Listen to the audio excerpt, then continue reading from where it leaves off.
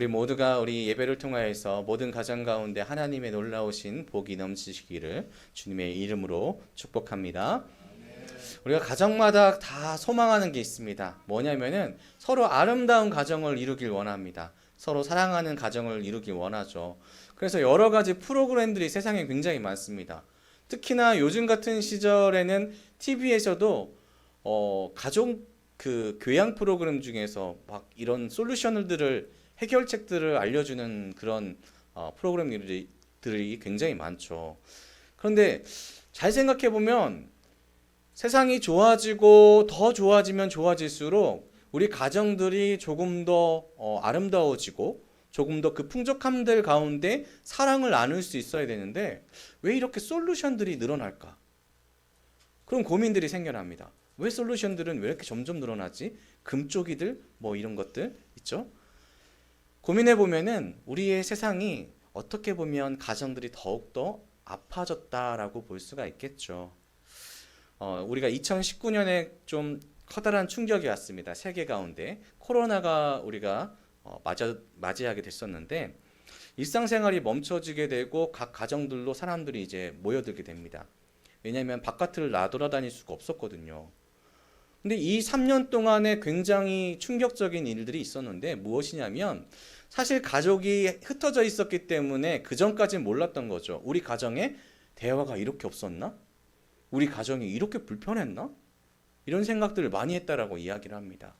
이거는 뭐 제가 그냥 드리는 게 아니라 통계적으로 그 가정마다 통계를 내서 여러분 코로나 시절 가운데 여러분의 가정 가운데 평안함이 있었습니까? 물어보니까 그 대답 중에서 30%에서 40%는 너무나 불편했다. 이렇게 이야기를 합니다. 왜냐하면은 남편이 맨날 바깥에 나갔었는데 갑자기 집에 들어와 앉아 있대요. 그래서 밥을 해줘야 되는데 나는 그렇게 맨날 밥을 안 해줬었는데 그런 생각이 들더랍니다. 갈등이 조금 더 높아졌다라고 해서 특히나 이제 자매분들, 이제 아내 되시는 분들의 그 우울감 증폭이 한 50%가 됐다고 합니다.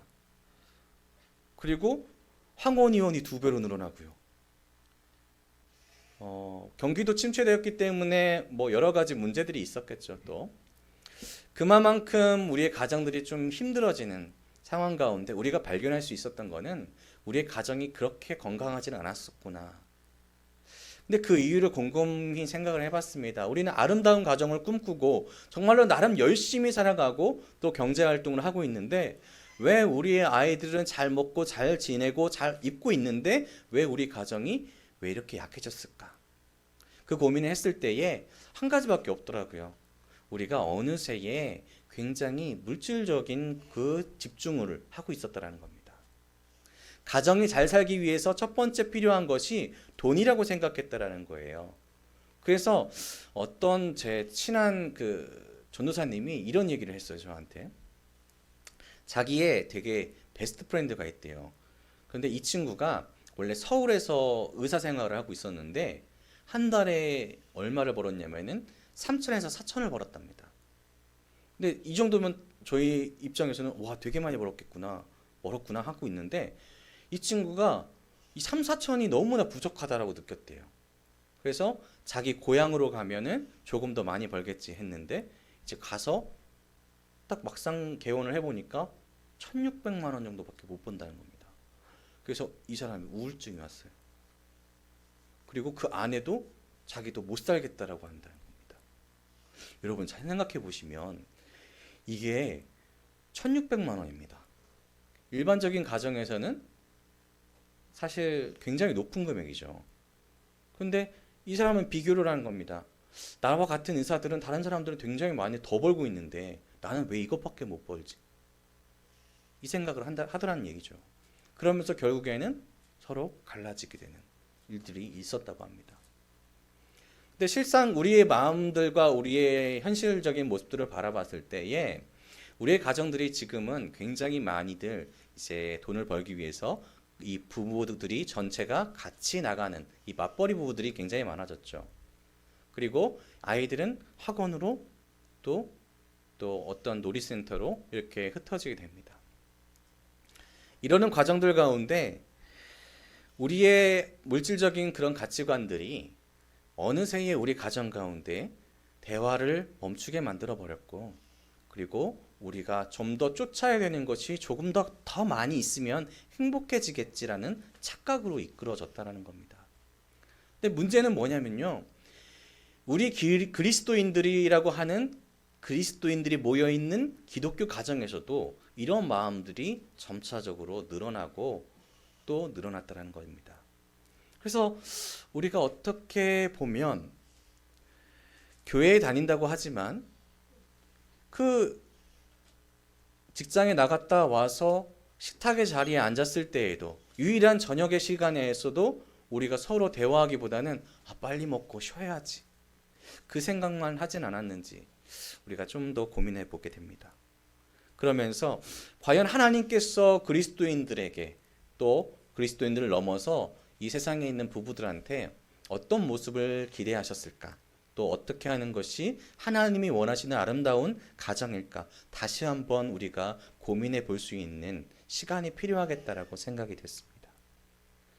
여러분, 하나님의 말씀을 통해서 다시 한번 주님의 기준으로 우리의 가정들이 회복되는 역사가 있기를 주님의 이름으로 축복합니다.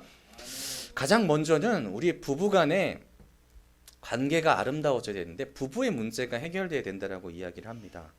하나님께서 말씀하시는 것은 오늘 말씀 가운데 33절을 보시면 5장 33절에 이렇게 말씀합니다. 그러나 너희도 각각 자기의 아내 사랑하기를 자신같이 하고 아내도 자기 남편을 존경하라. 아멘. 아내와 남편의 관계가 뭐라고 말씀하고 있죠? 바로 사랑과 존경입니다. 아내에게는 사랑이 필요하고요, 남편에게는 존경이 필요합니다. 예전에 이런 책이 있었습니다. 화성남자, 금성여자. 그러니까 남자와 여자가 동일한 상황 가운데 느껴지는 그런 감정들이 다르다라는 겁니다. 이 책도 안 맞다라고 하는 사람들도 있겠지만은, 근데 우리의 일상적인 삶을 봤을 때에 남자와 여자가 조금 다르다라는 것은 좀 느끼게 됩니다. 그래서 중요시 여기는 것에 대해서 설문을 해보니까 행복을 느끼는 포인트가 좀 다르다라는 거죠. 남자는 내가 존중받고 있구나, 혹은 내가 인정받고 있구나라고 느껴졌을 때에 자기의 만족감이 좀 더 높아지고 내 행복감이 높아진다고 합니다. 그럼 여자는 어떤 때에 행복감이 느껴지냐면은 내가 사랑받고 있구나, 내가 사랑받고 있구나라는 것을 느꼈을 때에 그 행복감이 쭉 하고 올라간다라고 이야기합니다. 그래서 선호하는 단어들을 얘기하면은 남자들은 존경, 인정, 신뢰라고 한다면 여자들은 사랑, 관심, 애정, 이렇게 관심 단어가 다르다고 합니다. 여러분 어떠신가요? 아멘이시죠? 그래서 이전에 이런 이야기가 있었습니다.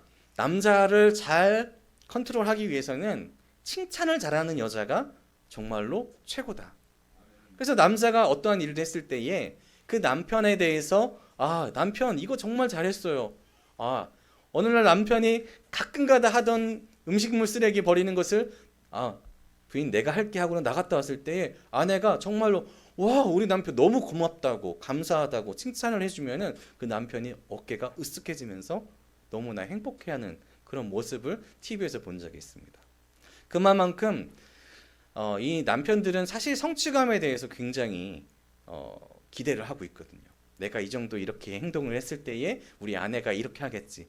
왜 남편이 이벤트 하는 경우가 그런 경우가 많죠. 이렇게 했을 때에 아내가 행복해하고 기뻐하고 즐거워하는 미소를 나한테 보여주면서 여보 사랑해요 고마워요 이렇게 이야기했지. 그렇게 하는데 만약에 이벤트를 열심히 열어줬는데 갑자기 아내가 그럽니다. 이게 뭐야? 그럼 감정적 기복이 확 내려가게 되는 거죠. 근데 아내들은 사실 요즘에 다이아 반지 이렇게 꽃 이렇게 비싼 명품 이렇게 얘기를 하고 있지만 사실 우리의 일상 가운데 남편이 아내를 위하여서 애쓰고 있고 또 아내를 위하여서 마음을 쓰고 있다라고 생각할 때에 이 아내들은 그 마음 가운데 감동이 있다라는 겁니다. 그래서 아내와 남편이 서로 약간은 다를 수가 있습니다. 그래서 행복한 가정을 이루려면 어떻게 해야 되냐면 서로가 서로에게 이러한 부분들을 맞춰주기 시작하면 되는 거죠. 남편은 존경받게 아내가 도와주는 것이고, 또 반대로 아내를 향해선 남편이 하나하나를 기억하면서 그 아내가 더 좋은 감정을 느낄 수 있도록 사랑을 나눠주는 것. 이게 하나님께서 말씀하신 가정의 기본이라는 겁니다. 사랑과 존경의 우선순위가 있는 것이 아니라 내가 먼저 아내를 위하여서, 내가 먼저 남편을 위하여서 움직이는 것, 이것이 있을 때에 비로소 가정이 평안해지고 안정이 된다는 거죠. 그런데 우리가 그렇게 하기가 정말로 힘듭니다. 사실 저희 가정만 해도 제가 성격이 약간 저희 아버지를 많이 보고 배운 게 있어가지고 약간 가부장적이거든요. 그래서 먼저 저희 아내가 좀 뭐 좀 해줬으면 좋겠다, 이런 생각을 많이 하게 됩니다. 그래서 식탁에서 같이 밥을 먹을 때에도 아내가 나를 좀 더 빨리 먼저 존중하는 말을 해줬으면 하는 그런 모습을 보입니다. 그런데 안 해주잖아요?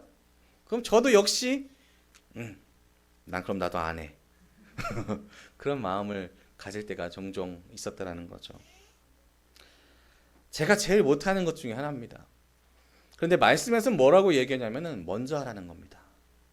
먼저 사랑으로 우리가 이야기를 해줄 수 있어야 되고, 먼저 행동으로 보여줬을 때에, 서로가 서로를 위해서 먼저 움직였을 때에 그 가정은 하나님께서 보시기에 아름다운 가정으로 된다는 것이죠. 여러분, 물론 여기에 부부로 계신 분도 계시고 안 계신 분도 계시겠지만은, 여러분 하나 말씀드리겠지만은, 여러분 모든 생활 가운데 우리가 먼저 하나님의 사랑을 실천하는 것은 당연히 우리 그리스도인들로서 해야 될 일이죠. 그래서 옆에 계신 분들에게 사랑을 먼저 실천하는 여러분 되셨으면 좋겠습니다. 아멘이시죠?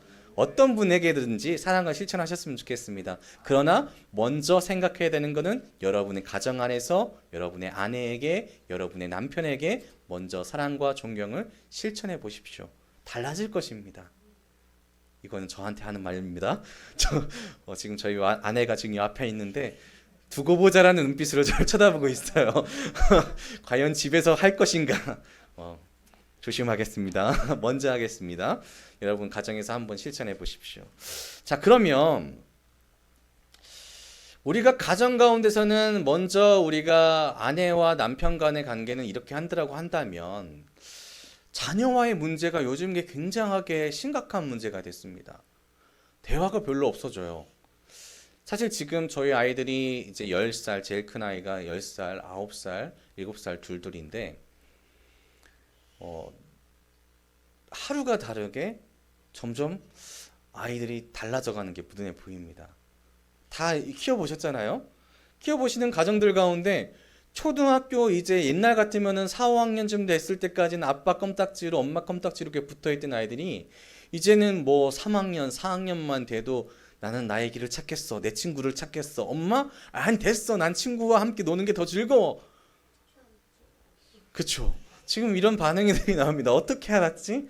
자, 아이들이 점점 부모와 멀어지게 되는 그 관계는 사실 지금 급속도로 빨라지게 됐습니다. 그런데 이것이 우리가 진짜 하나님께서 원하시는 그런 모습이 아니라, 사실 부모와의 자식과의 관계는 끊임없이 평생 가운데 같이 동행하면서 유지해 나가는 그런 관계가 되어야 된다라고 말씀은 이야기합니다. 그래서 바른 교육이 필요하고 바른 나눔이 필요하다는 거죠. 그래서 다음 목표는 그것입니다. 하나님께서 우리한테 주시는 다음 타겟, 가정이 아름답게 되기 위해서 누가 먼저 움직여야 될까? 자녀입니다. 자녀들아, 주 안에서 너희 부모에게 순종하라, 이것이 옳으니라 라고 말씀합니다. 아멘이신가요? 그럼요. 부모님들은 지금 아멘 하시지만 아이들은 잘 모르겠습니다. 부모에게 순종하는 것, 이거는 하나님이 우리에게 주신 10개의 계명 중 사람에게 해당하는 첫 번째 계명에 속합니다. 내 부모를 공경하라. 그리하면 내 하나님 여호와가 내게 준 땅에서 내 생명이 길리라 라고 말씀하죠. 자녀에게 뭘 요구하시냐면 순종을 요구하십니다. 이것이 옳다라고 말씀하시죠. 옳다라는 건 바르다라는 겁니다. 그래서 자녀가 부모의 말을 잘 따르는 것, 이것은 바른 것입니다. 그런데 사실 순종에 대해서 우리가 갖고 있는 지금 우리가 살고 있는 지금 시대에는 순종에 대해서 이미지가 그렇게 좋진 않아요. 왜냐하면은 그냥 모든 것 그냥 따라라 하면 주체성이 없어 보이거든요. 그래서 자녀들한테 요즘에 어떻게 가르치십니까? 기죽지 마라. 너의 일을 가라. 당당하게 네 이야기 할 수 있어야지. 그렇게 이야기를 하죠. 누군가에게 끌려가기보다는 주도자가 되어라 라고 이야기합니다. 그래서 요즘 자녀들을 보면 세상의 중심에는 나밖에 없다라고 이야기하는 경우가 많이 있습니다. 내가 먼저 해야 되지. 내가 먹어야 돼. 내가 뭐 해야 돼. 이렇게 이야기합니다. 시대가 변하면서 왜 부모와 자녀 간의 관계가 어려워지면 가정에서 하나님의 기준이 사라지기 때문입니다. 하나님의 기준은 자녀가 부모의 옳은 말에 순종할 수 있는 그런 관계를 요구하십니다. 왜냐하면 부모에게 하는 순종은 하나님께 할 수 있는 순종의 기본적인 모형이기 때문입니다. 물론 이 말이 부모의 요구가 허황되거나 잘못되거나 하나님의 뜻과 다른 이야기에 순종하라는 얘기가 아닙니다. 부모가 자녀를 위하여서 하나님의 뜻 가운데 바른 이야기를 할 때에 그 부모의 말에 순종할 수 있는 자녀가 되어야 된다는 겁니다. 그래서 6장 1절을 다시 생각해 보시면 성경을 보시면 자녀들아 주 안에서 순종하라 라고 이야기합니다. 이것입니다. 주 안에서 순종하라. 자녀들도 하나님 아버지의 말씀 가운데 양육되어서 하나님의 말씀 가운데 부모가 바른 말을 할 때에 그 말씀에 순종할 수 있는 바른 인격을 형성해야 된다라고 이야기하는 것입니다. 그렇게 주 안에서 부모에게 순종을 하는 것은 첫 번째 부모님을 사랑할 줄 알아야 되고요. 그리고 두 번째 주님 안에서 부모님을 존경할 수 있어야 되고요. 그리고 세 번째 주님 안에서 예수님의 마음으로 부모님의 뜻을 순종할 수 있어야 된다는 겁니다. 이것은 우리 아이들만 속한 것이 아니라 여전히 부모님과 함께 살아가고 있는 우리의 세대에게도 동일한 이야기입니다. 여러 가지 문제들이 있을 수 있습니다. 부모님과의 관계 가운데 좀 다툼이 있었을 수도 있고 정말로 사회에서 좀 어렵다라고 하는 관계들도 있을 수 있습니다. 그렇지만 우리의 부모가 우리를 세상에 낳게 만들어 주셨고 우리 세상을 살아가게 만들어 주셨다면 그 부모를 위하여서 우리가 해야 될 일들은 분명하게 존재한다라는 겁니다. 그래서 2절과 3절을 보면 이 순종의 단계에서 조금 더 나가는 그런 하나님의 뜻이 있습니다. 그것이 무엇이냐면 내 아버지와 어머니를 공경하라. 이것이 약속 있는 첫 계명이니 이로써 내가 잘되고 땅에서 장수하리라. 아멘. 10계명의 말씀이 지금 여기에 한 번 더 반복이 됩니다. 내 아버지와 어머니를 공경하라. 이 공경이란 말 가운데는 경외하다라는 말이 같이 포함되어 있습니다. 근데 이 경외하다라는 말이 사실 지금 있어서 조금 어려운 말이 됐죠. 경외하다, 하나님을 경외한다, 부모를 경외한다, 부모를 공경한다. 이것은 부모를 두려워할 줄 알고 부모를 높일 줄 아는 자녀가 돼야 된다는 겁니다. 그래서 제 아들이 이름이 예찬인데 예찬이한테 지난주인가 어떤 분이 얘기했어요. 아빠가 무섭니? 그랬더니 예찬이가 뭐라고 대답하냐면 무서워요. 조금 무서워요. 그렇죠. 이것이 사실 저는 바른 관계라고 생각합니다. 조금은 무서울 줄 알아야죠. 근데 지금의 관계에 있어서 부모는 항상 내어주는 관계로 많이 바뀌었습니다. 무서워하지 않아요. 아이들이요. 어른을 무서워하지 않더라고요. 제가 한 2년 전에 길거리를 걸어가는데 초등학교 5, 6학년이 길에서 아이들을 좀 지네들끼리 막 싸우면서 괴롭히고 있더라고요. 그래서 가서 얘들아 이러면 안 되는 거 아니냐? 야 니네 왜 애를 괴롭혀? 그랬더니 갑자기 저한테 딱 애들 3명이서 욕을 막 하는 겁니다. 제가 욕을 잘 안 듣는 모습인데 갑자기 욕 막 하더니 아저씨가 뭔데 지금 나한테 참견이냐고. 그래서 저한테 욕을 막 하는 거예요. 저는 그걸 참지 않습니다. 그래서 뭐 해결을 다 했는데 실상 지금의 아이들을 잘 보면은 세상의 중심 가운데 두려울 것이 없는 아이들이 되었습니다. 그냥 막 자기 뜻대로 하는 것이 먼저가 됐습니다. 어른들이 두렵지 않아요. 무섭지 않아요. 이렇게 이야기를 합니다. 근데 사실 이것은 하나님께서 원하시는 교육은 아니거든요. 하나님께서 원하시는 것은 하나님을 바라볼 수 있는 마음을 훈련하는 겁니다.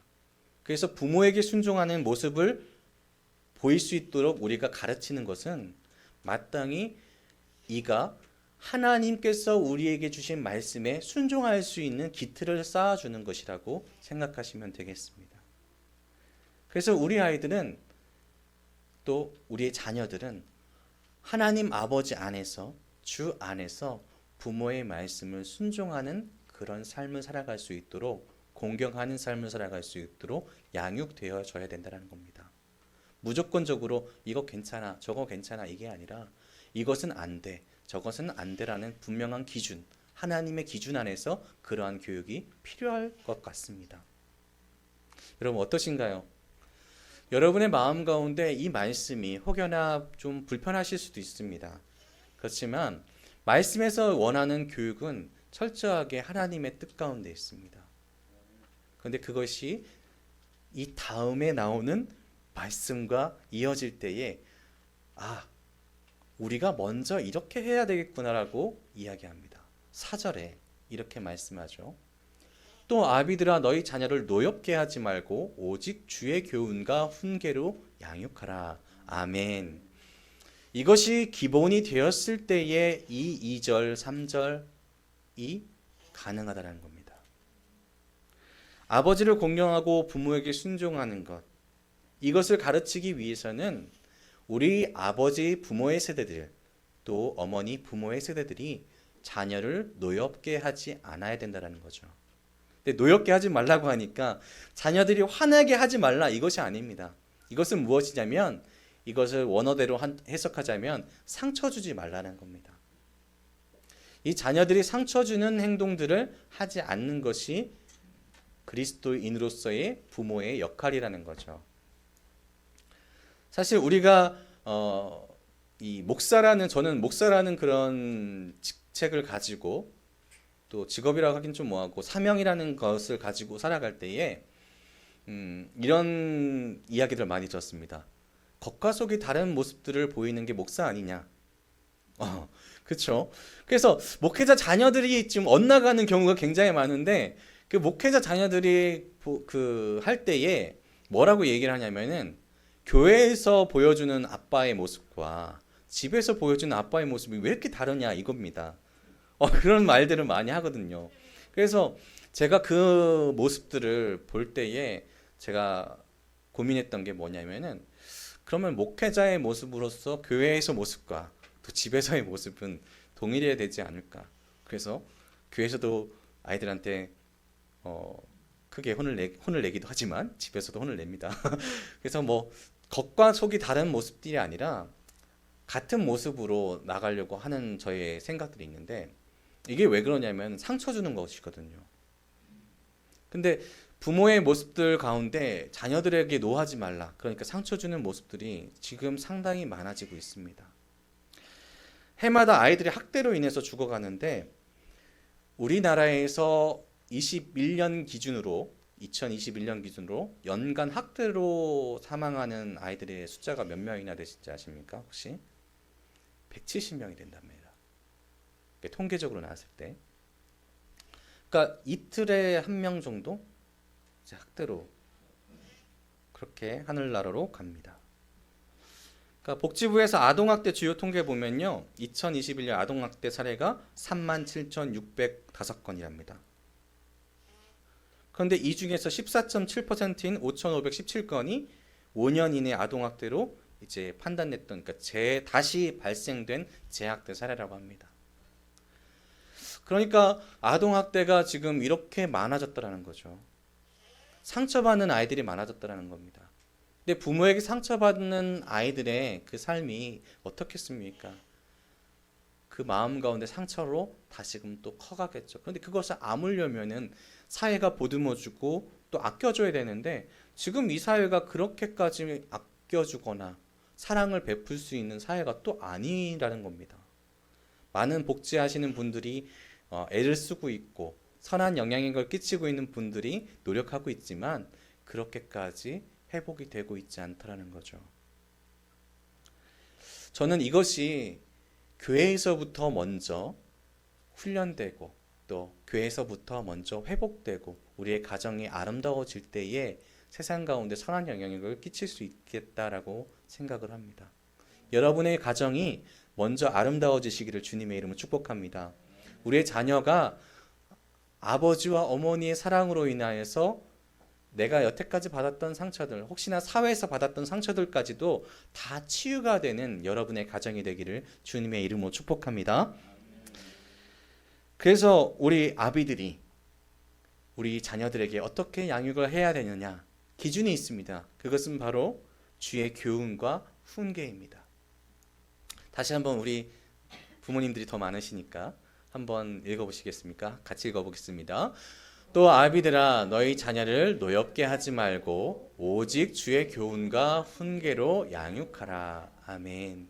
우리가 양육할 수 있는 제일 좋은 방법이 무엇이냐면 주님께서 알려주시는 교훈과 훈계입니다. 그래서 예전에 미국에 있던 한 비시 기독교인이 이런 훈련을 해봤다고 합니다. 말씀은 살아있는가? 하나님의 말씀인 성경이 과연 진짜일까?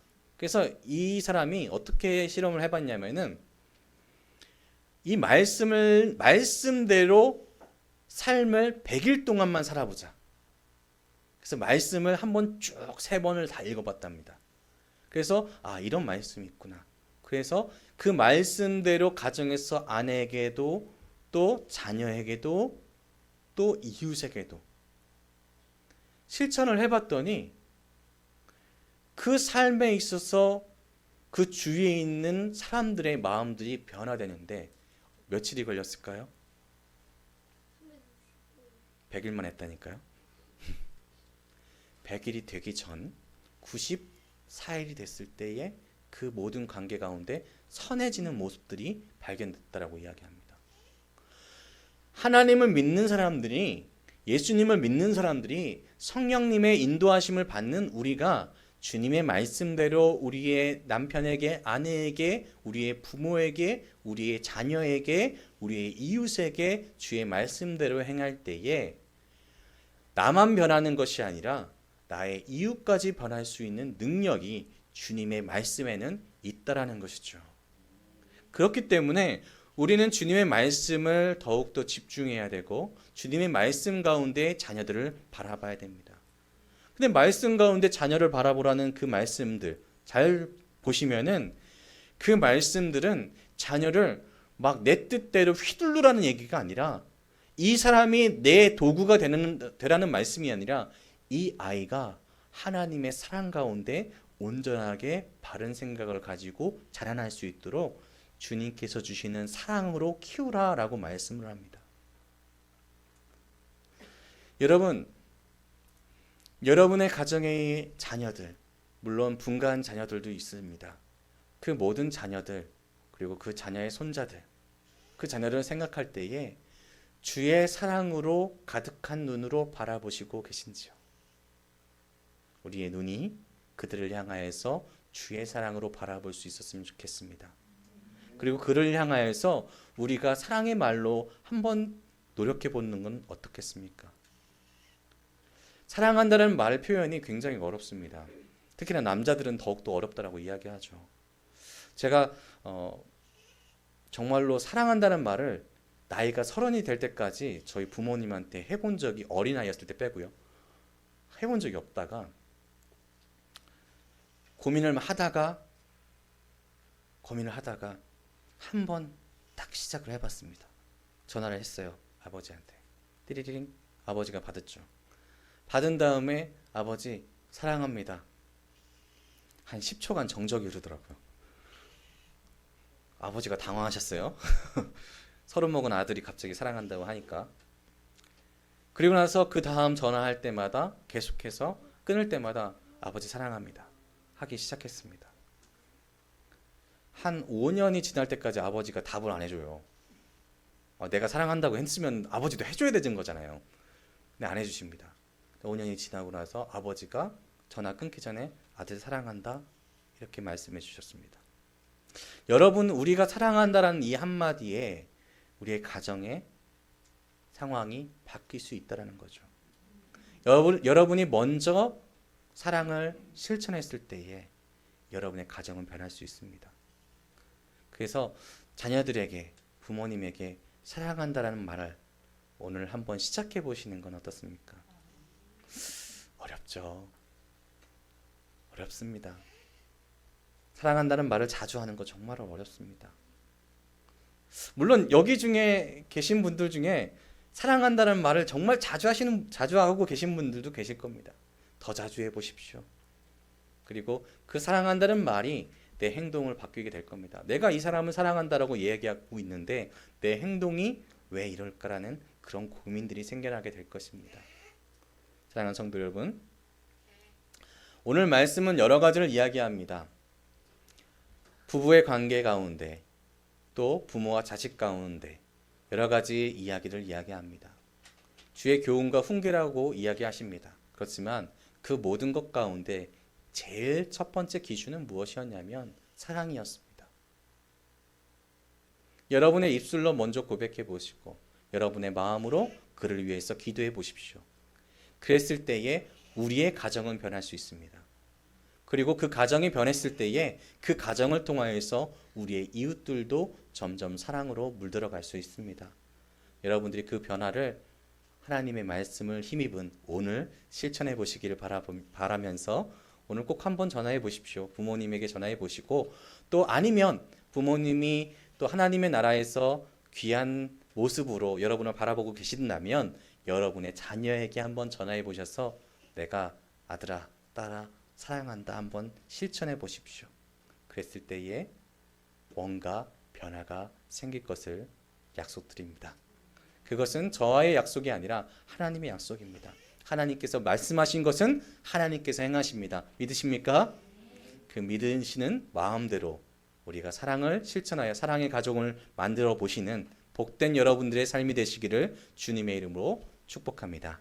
기도하겠습니다.